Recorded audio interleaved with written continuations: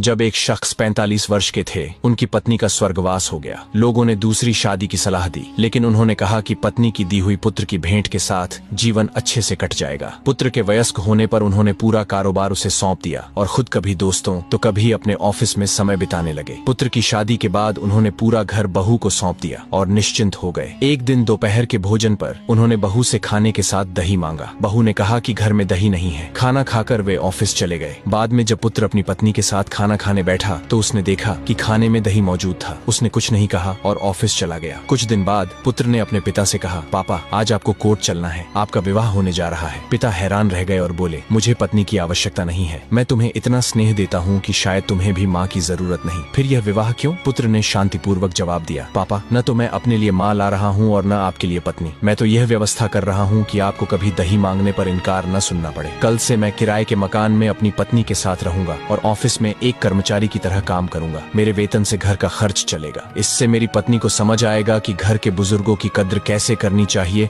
और उनकी भावनाओं का आदर करना कितना जरूरी है। दोस्तों, माता पिता हमारे जीवन के आधार हैं। उनके सम्मान और देखभाल में कोई कमी नहीं होनी चाहिए। जिस प्रकार वे अपना संपूर्ण जीवन हमारे लिए समर्पित करते हैं, उसी तरह हमारी भी जिम्मेदारी है कि उनके मान सम्मान और आवश्यकताओं का ध्यान रखें। छोटे छोटे जेस्चर्स में उनकी खुशी और हमारी परिपक्वता झलकती है। रिश्तों में स्वार्थ को जगह न देकर स्नेह